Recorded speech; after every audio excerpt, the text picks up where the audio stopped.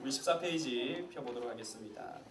우리 이 갈라디아서의 큰 주제는 여러분들 우리 한 달 동안 공부해서 아시겠지만 믿음으로 얻는 구원이 이 갈라디아서의 큰 주제입니다. 행위가 아니고 공로가 아니고 율법이 아니고 오직 믿음으로 말미암아 우리는 구원을 얻게 된다라고 하는 것을 사도 바울은 이 갈라디아 교회에게 강하게 역설하고 있는 것이죠. 그런데 이 갈라디아 교회 성도들 혹은 그리고 또 이 갈라디아 성도들을 미혹하게 했던 유대주의자들, 거짓 교사들은 이 바울이 가르친 이신칭의의 교리가 너무나도 급진적이라고 생각했습니다. 왜냐하면 믿음으로만 구원받게 된다면 그렇다면 삶이 방종으로 이어지지 않겠느냐, 삶이 대충대충 신앙으로 나아가지 않겠느냐라고 걱정했던 것이죠. 사실 헛된 걱정인데 우리가 일반적으로도 생각해도 그렇지 않습니까? 믿음으로만 구원받는다면 그러면 내가 지금 열심히 하고 있는 이건 뭐지? 라고 생각할 수 있다는 것이죠. 그 질문을 이 거짓 교사들이 사도 바울에게 했던 것입니다. 그 대답을 우리 5과에서 하고 있어요. 먼저 2장 1절로 14절을 보면 사도 바울이 베드로를 책망하는 장면이 나옵니다. 베드로가 누굽니까?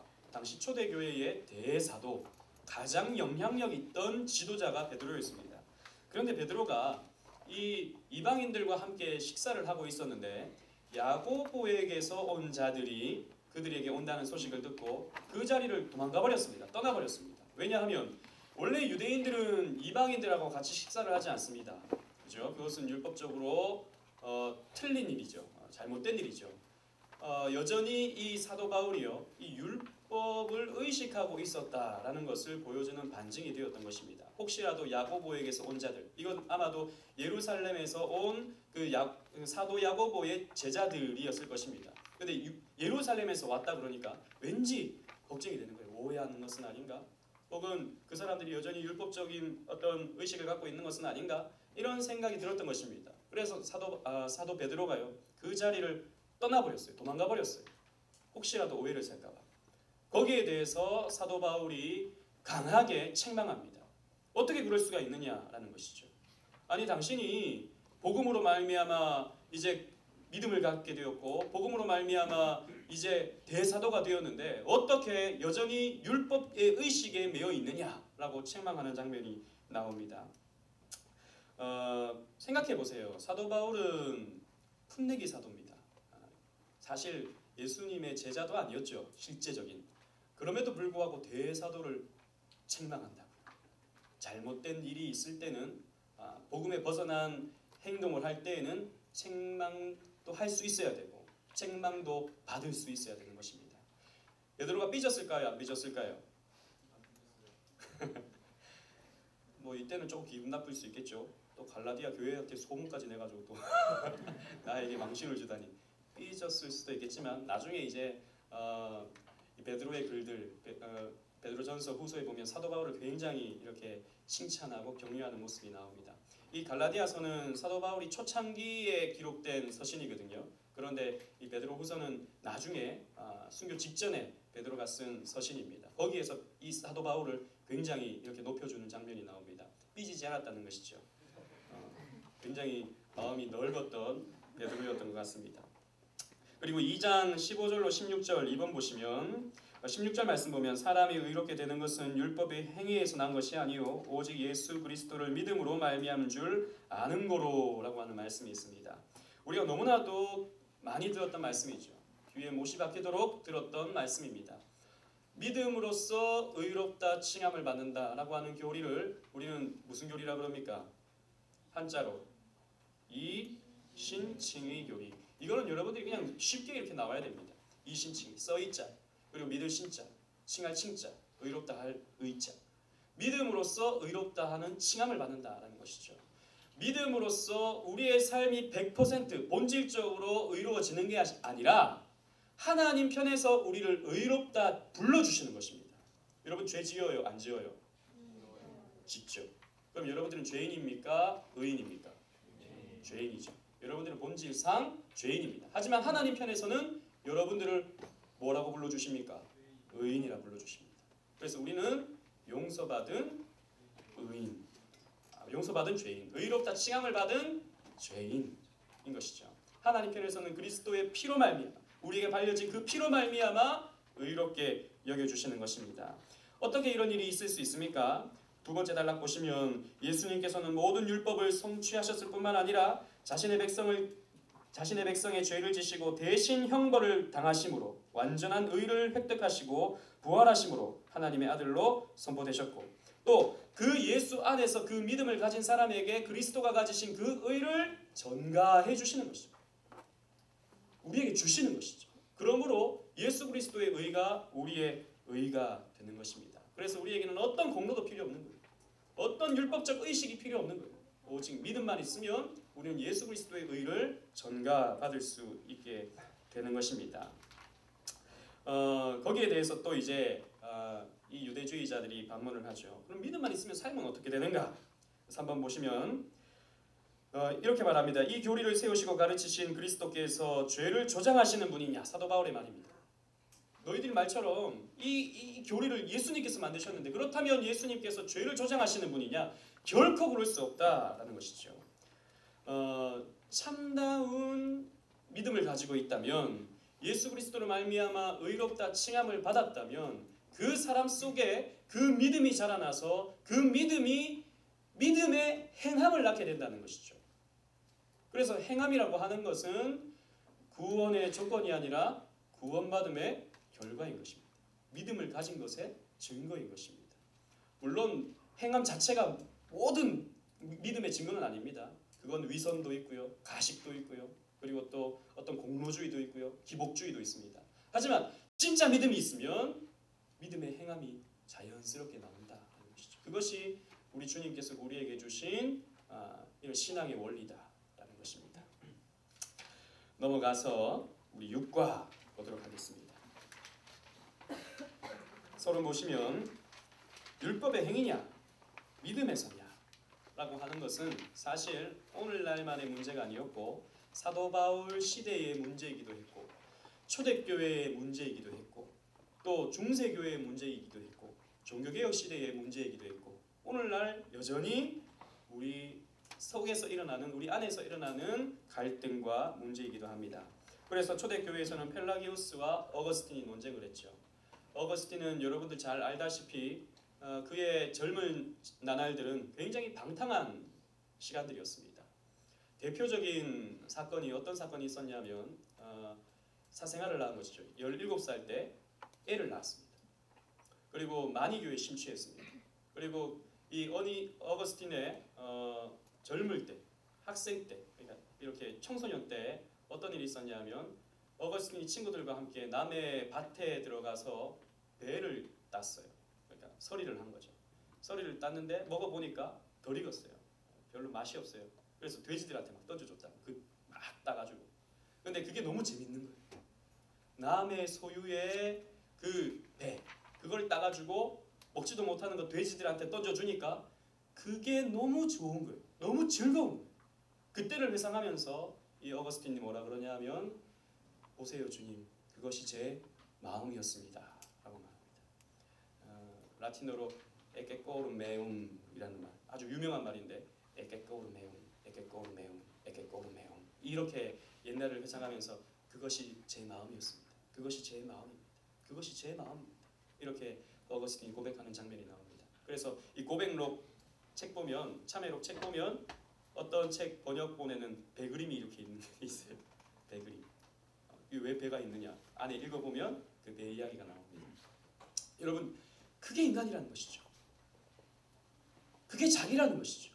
뭐냐면 금지된 어떤 것을 할 때 느껴지는 쾌감, 해서는 안 되는 것을 할 때의 그때의 그 짜릿함, 그런 것에 사람은 매력을 느끼는 거예요. 여러분들 해봤습니까? 네라고 하기엔 좀 그렇죠. 그런데 여러분들 어느 정도 동의할 겁니다. 제가 예전에도 이런 예화를 든 적이 있었는데 라면을 언제 먹어야 맛있어요? 밤에 먹을 때. 뺏어 먹을 때 금지된 것 할 때. 밤에. 낮에 먹으면 짜요 이게. 근데 밤 11시가 넘어서 먹으면 이게 달아요. 하나가 꼭 부족해. 밥도 말아 먹어요. 왜 그렇죠? 그렇게 먹으면 안 되거든. 몸에도 안 좋고 살도 찌고 안 좋거든요. 그런데 그렇게 할 때 뭔가 마음에 이 쾌감이 있는 거예요. 죄인이기 때문입니다. 저도 마찬가지입니다. 단면이죠. 아주 그냥 나타나는 아주 작은 단면이죠. 하지만 그것이 우리 삶 전체에서 일어난다는 것입니다. 그게 우리의 마음입니다. 어거스틴 그런 사람이었다. 그런데 이 펠라기우스는 굉장히 신사였습니다. 도덕적이고 윤리적이었고 누가 봐도 괜찮은 사람이었습니다.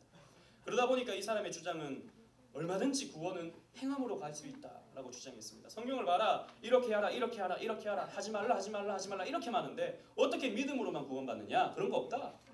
그렇게 주장했던 것이죠. 그래서 이제 초대교회 때 어거스틴과 펠라기우스가 논쟁을 하죠. 논쟁을 해서 이제 초대교회에서 공의회에서 결정을 하게 됩니다.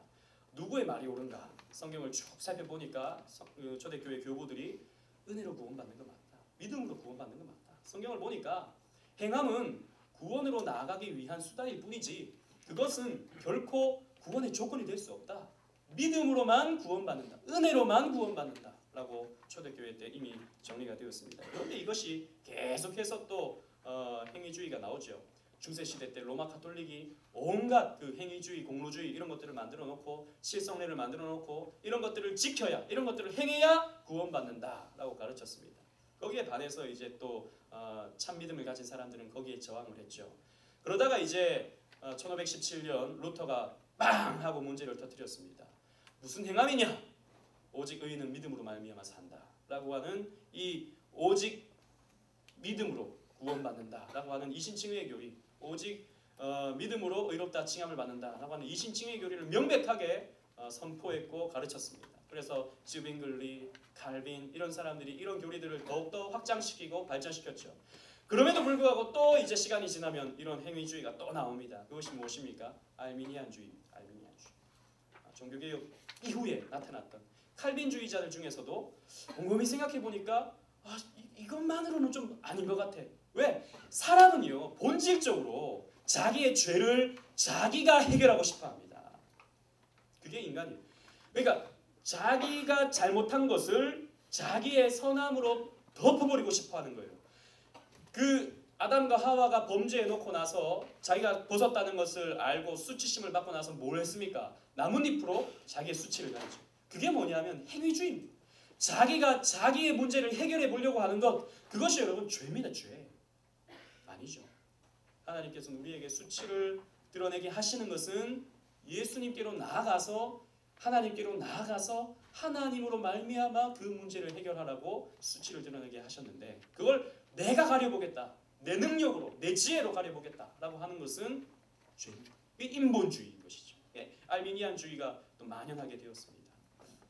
지금도 알미니안주의는 공공연하게 이렇게 가르쳐지고 있습니다. 제가 여러 번 설명드렸다시피 감리교, 성결교 이런 것들은 이런 교파들은 알미니안주의를 당연스럽게 가르칩니다. 당연스럽게. 그래서 거기에는 우리의 선택으로 말미암아 구원받는다라고 가르치죠. 우리의 행함으로 그 하나님의 그 믿음을 증명해낸다. 그리고 행함으로 그 믿음이 완성된다라고 가르치는 것입니다. 잘못된 가르침이죠. 행함으로 완성되는 건 아닙니다. 이미 믿음으로 완성되었습니다. 여러분 그 차이를 아셔야 되는 것이죠. 그래서 갈라디아 3장 1절 보면 뭐라 그러냐면 이 어리석도다 갈라디아 성도들아 이렇게 말한다고요. 그런데 영어 성경을 보면 You foolish Galatians 무슨 말입니까? 이 멍청한 갈라디아 성도들아 무슨 행위냐? 왜 그런 말에 너희들이 넘어가느냐? 왜 그런 말에 너희들 미혹되느냐? 예수 그리스도께서 완성하신 그 의를 너희가 받아 누리면 되는데 거기에 감사하고 감격하기만 하면 되는데 무슨 행위가 무슨 공로가 너희들에게 필요하단 말이냐? 이 무식한 이 멍청한 갈라디아 성도들아 라고 아주 강하게 사도 바울은 책망하고 있는 것이죠. 3번 가보시면 18페이지에 3장 10절로 13절 말씀 가운데 이런 말씀이 있습니다. 그리스도께서 우리를 위하여 저주를 받은 바되사 율법의 저주에서 우리를 속량하셨으니 기록된 바 나무에 달린 자마다 저주 아래 있느니라. 유명한 말씀이죠. 우리 알돌 수련회 때도 함께 나눴던 말씀입니다. 우리는 무엇을 믿어야 하는가? 우리는 과연 무엇을 믿어야 하는가에 대한 질문에 우리는 십자가에 달리셔서 우리의 저주가 되신 예수 그리스도를 믿어야 합니다. 십자가에 달리신 예수 그리스도는 저주받으신 예수 그리스도십니다. 왜 저주를 받으셨습니까? 우리가 받아야 할 저주를 예수님께서 대신 감당해내셨기 때문이죠. 신명기 27장 26절에 이 말씀이 있는데 신명기 27장 넘어서 신명기 28장을 가면 신명기적 언약이 선포됩니다. 여러 번 설명드렸다시피 들어가도 복을 받고 나가도 복을 받고, 그러니까 하나님을 사랑하고 하나님을 온전히 섬기면 이렇게 너희가 복을 받는다라는 말씀과 그렇지 아니하면 이렇게 저주를 받는다라는 말씀이 선포되죠. 여러분들은 하나님께 복받기에 합당한 자들입니까? 저주받기에 합당한 자들입니까? 차마 내 입으로 저주받기 하기는 좀 그렇죠. 진짜 저주가 내 삶에 더 막 받게 될까? 근데 여러분, 저와 여러분들은 저주받아 마땅합니다. 삶은 괜찮아요. 삶 자체는 놓고 보면 괜찮아요. 우리가 적어도 제가 보는 여러분들은 너무너무 착합니다. 세상에 이렇게 보배로울 수가 없어요. 정말 저는 정말 나가도 이 안에서도 자랑을 합니다.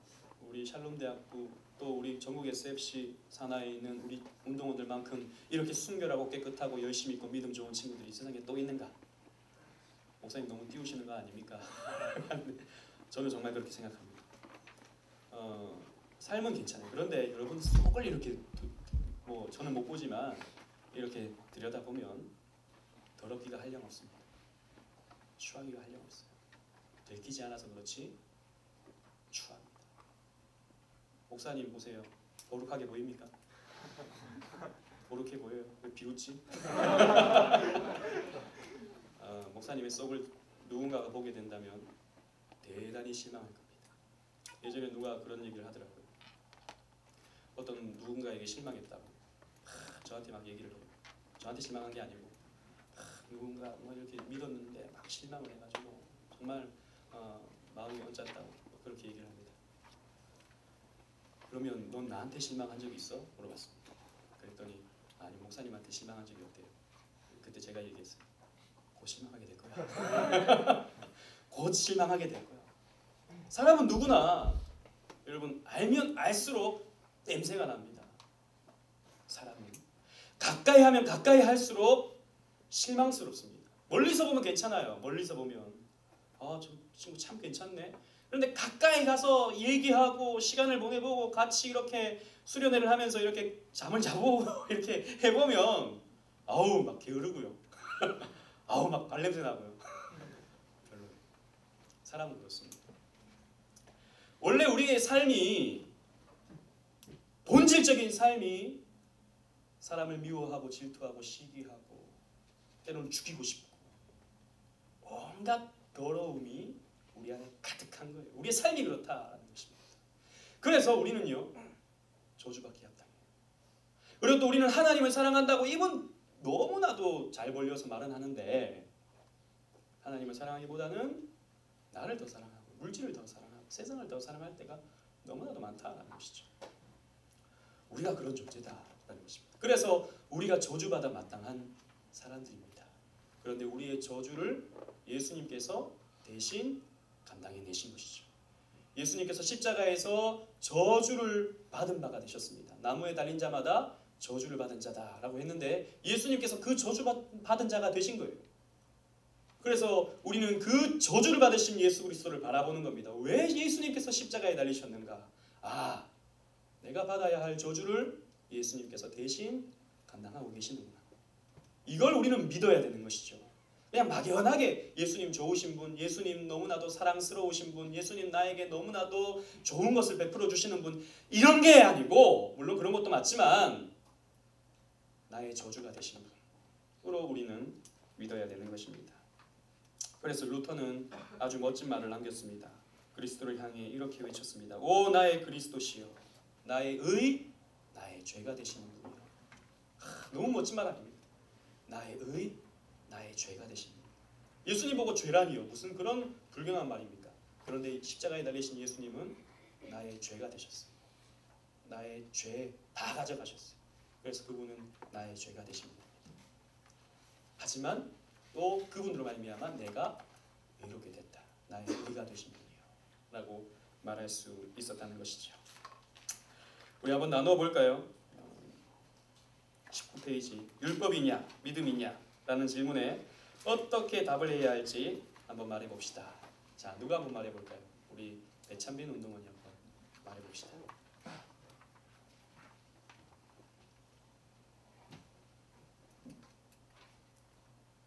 어려운 거 아니죠? 그죠? 율법이냐 믿음이냐 이 질문에 우리는 어떤 답을 해야 할까요? 왜 믿음이죠? 예수님께서 율법을 다 성취하셨기 때문에. 아멘. 예, 정답입니다. 아주 요약적으로 잘 대답을 했죠, 그죠? 예수님께서 우리의 모든 율법을 다 지키셨어요. 율법이 뭡니까? 하나님 사랑, 이웃 사랑. 이걸 예수님께서 다 성취해내셨어요. 그 어디에서? 십자가에서. 그래서 우리는 그 예수 그리스도 안에 있기만 하면, 그 예수 그리스도를 믿기만 하면, 그 예수 그리스도 안에 있기만 하면 우리는 구원받는 것이죠. 그게 뭡니까? 믿음이다. 여러분, 믿음이라고 하는 것도 결코 우리의 공로가 되어서는 안 됩니다. 우리가 왜 구원받았는가? 내가 믿었기 때문이다. 이거 틀린 답입니다. 내가 믿은 게 아니에요. 예수님께서 십자가에 달리시고 그 십자가의 은혜를 나에게 주셨기 때문입니다. 거기에 대한 반응으로서 나는 믿음이 나오는 것이죠. 모든 영광 우리는 하나님께 올려드려야 되는 것입니다. 자, 7과 그리스도께로 인도하는 몽학 선생. 자, 그렇다면 율법은 나쁜 겁니까? 이 질문을 하게 되는 것이죠. 아니 그렇게 율법과 믿음을 대칭점에 놓고 생각하게 된다면, 그럼 믿음은 선한 것이라면, 믿음이 좋은 것이라면, 믿음으로 말미암아 구원받는 것이라면, 그렇다면 율법은 도대체 뭡니까? 그렇다면 하나님께서는 왜 율법을 우리에게 주셨습니까? 처음부터 그냥 믿음만 주시면 되지 왜 율법이라는 걸 주셔가지고 사람들로 하여금 헷갈리게 만드십니까? 라고 이런 질문을 할 수 있다는 것이죠. 거기에 대한 답을 사도 바울은 또 합니다. 2번 보시면 21절 말씀에 율법이 하나님의 약속들을 거스리느냐? 결코 그럴 수 없느니라. 만일 능히 살게 하는 율법을 주셨다면 의가 반드시 율법으로 말미암았으리라 라고 사도 바울이 말합니다. 무슨 말이냐면, 쉽게 말하면 율법은 하나님의 약속을 거스리는 것이 아니다 라는 것입니다. 율법을 주신 것은 하나님의 뜻이다 라는 것이죠. 자, 여러분 대답해 보세요. 율법이라고 하는 것은 선한 것일까요? 나쁜 것일까요? 지금 사도 바울은 막 율법을 굉장히 막 공격하는 것 같지 않습니까? 선한 것입니까? 나쁜 것입니까? 당연히 선한 것이죠. 왜? 하나님이 주신 것입니까? 하나님이 우리에게 주신 것이니까 율법은 당연히 선한 것입니다. 좋은 것입니다. 필요한 것입니다. 왜 주셨는가? 이 율법은 의를 이루기 위해서 반드시 필요한 것이었어요. 그런데 이 율법이라는 것을 행하여 의로워지는 것이 아니라 율법을 통하여 우리는 믿음으로 나아갈 수 있게 되는 것입니다. 이 차이를 아시겠죠? 그죠? 율법을 행하여 의로워지는 것이 아니라 율법을 통하여 의로워지는 거예요. 무슨 차이인지 아시겠죠? 대답이 없습니까? 네, 이 차이를 알아야 됩니다. 율법을 왜 주셨는가? 19절 말씀 보면 범법함을 인하여 더한 것이다 라고 말하는데, 쉽게 말해서 인간이 죄인이라는 것을 알려주기 위해 주신 것이다 라는 것입니다. 즉 타락한 인간에게, 선악과를 따먹고 타락한 인간에게 하나님은 율법을 주셨어요. 선악과를 따먹고 난 이후에 신의 산에서 주셨으니까 율법이라고 하는 것은 한참 후죠, 그죠? 율법은 죄인에게 주신 거라고요. 왜 주셨는가? 너희들은 이렇게 살아라고 주셨어요. 그런데 이렇게 살아라고 주셨는데 궁극적으로는 하나님 뜻에 살 수 없는 죄인이라는 것을 발견하라고. 왜? 법이 없으면요, 무엇이 옳고 그른지를 구분할 수가 없어요. 그죠? 법이라고 하는 것은 이것은 옳은 것이고 틀린 것이다 라는 것을 구별시켜 주는 것입니다. 저기 횡단보도가 있어요. 횡단보도는 파란불에만 건너야 돼요. 그건 법이죠, 그죠? 그런데 그런 법이 없으면 마음대로 건너도 돼요. 근데 법을 만들어 놓으니까 옳은 것, 그런 것이 생겨나 버리게 되는 것입니다. 그래서 하나님께서는 이 법이라고 하는 것을 주셔가지고 너희들은 어떤 존재인지 아느냐? 선악과를 따먹고 타락한 존재다라는 것을 가르쳐 주시기 위해서. 그래서 이 율법을 다 지킬 수 없는 죄인이다라는 것을 가르쳐 주시기 위해서 율법을 주신 거예요. 그래서 우리는 율법을 통해서 죄인임을 깨달아요. 그래서 여러분들이 하나님의 말씀을 더 알면 알수록 여러분들은 죄인임을 깨닫습니다. 아, 내가 죄인이구나. 아, 나는 정말 하나님을 사랑할 수 없는, 내 힘으로는 사랑할 수 없는 죄인이구나. 내 의지로는 믿음의 삶을 살아갈 수 없는 게으르고 낙태하고 악한 죄인이구나 라는 것을 필연적으로 발견하게 됩니다. 그래서 때로는 마음이 무거워요. 그래서 하나님 말씀 들으면, 하나님 말씀 읽으면 때로는 마음이 여러분 너무 무겁습니다. 왜? 그 말씀이 나를 정죄하거든. 그 말씀, 그 율법이 나를 정죄하거든. 율법이라는 것은 그렇다는 것이죠. 그리고 3번 넘어가시면 사도 바울은 두 번째 기능을 얘기합니다. 율법에 이것은 또 율법은 그리스도께로 인도하는 몽학 선생이다. 그래요. 몽학 선생은 뭐냐면 이 그리스 시대에 이 어린 아이들, 귀족들이 어린 아이를 키울 때 옆에 가정 교사를 붙여 놓습니다. 그래서 16살이 되기까지 보호하고 가르치고 훈육하고 학교까지 인도하는 그런 가정 교사가 몽학 선생입니다. 그래서 그 그리스 시대의 그림들 가운데 몽학 선생들을 그린 그림들이 있어요. 즉 학교 앞에서 그 학생을 기다리고 있는 몽학 선생들이 있었습니다. 그런데 그 사람들 손에는 뭐가 있냐면 회초리가 있어요. 잘못하면 때리는 거예요. 엄청나게 강하게 훈육을 했습니다. 그래서 뭐 질문하면 대답해주고 또 여러 가지 뭐 그 아이를 보호하고 양육하는 일을 도맡아 하는 사람이 몽학 선생이었어요.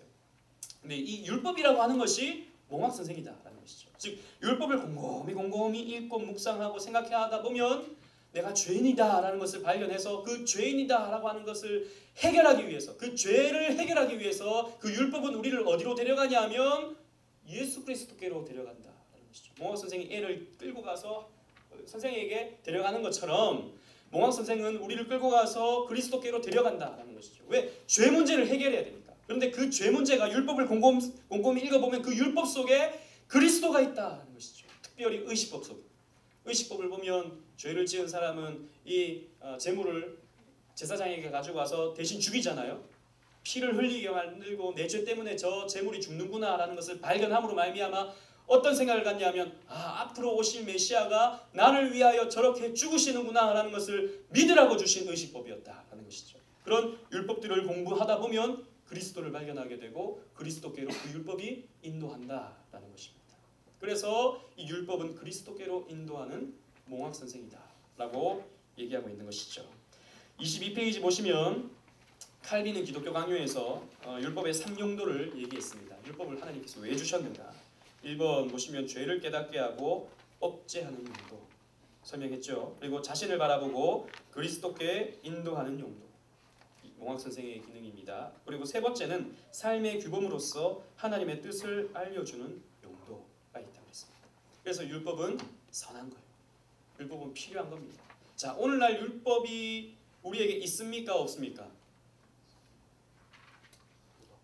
이 질문은 조금 애매한 질문이죠. 왜냐하면 의식법, 시민법 이런 것들은 폐했다라고 우리가 알고 있기 때문에.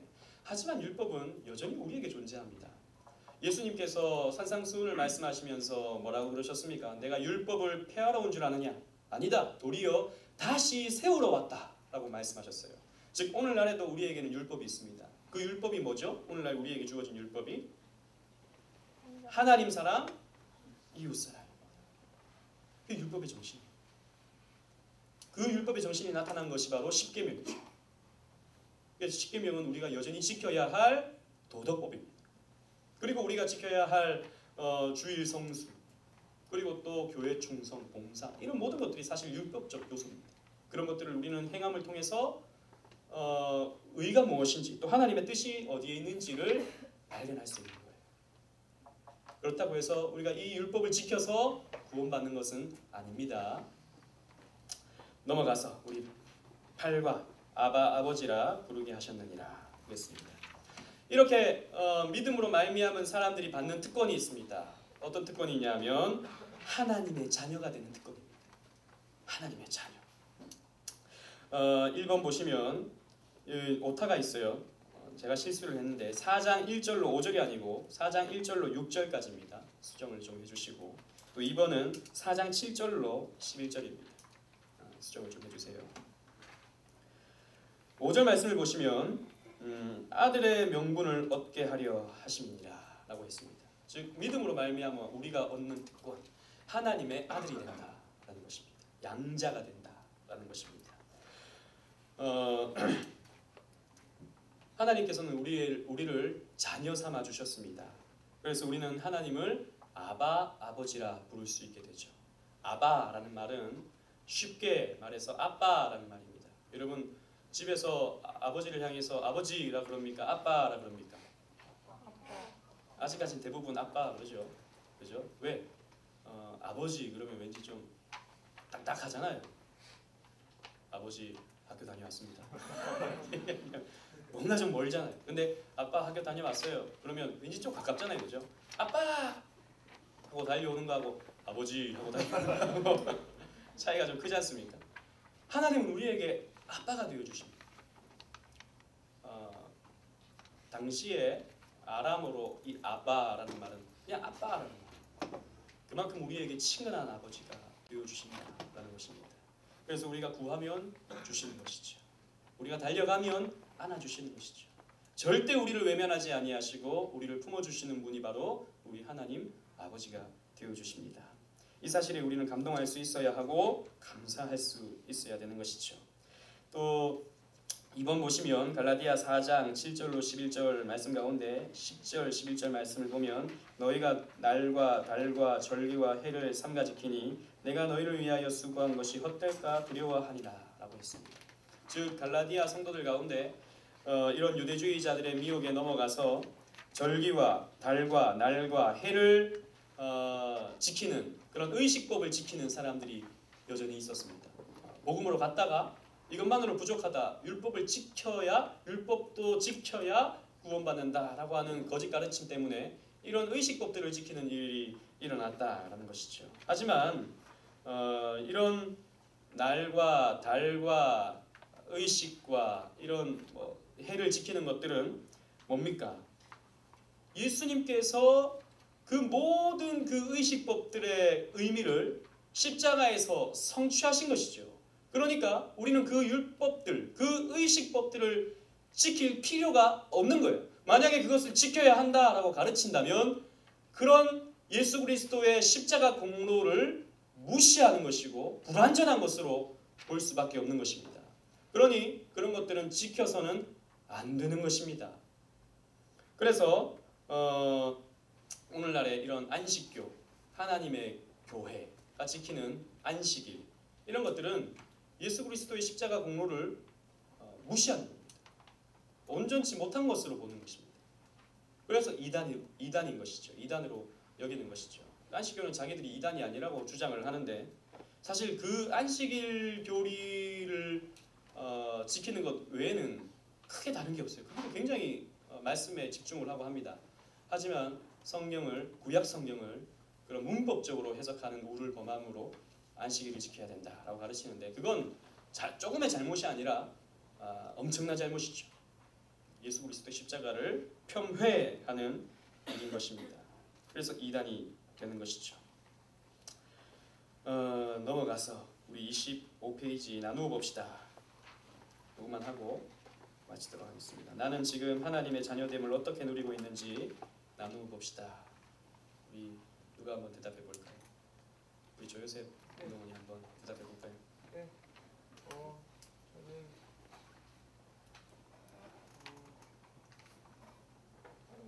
하나님의 자녀됨을 어떻게 누리고 있어요?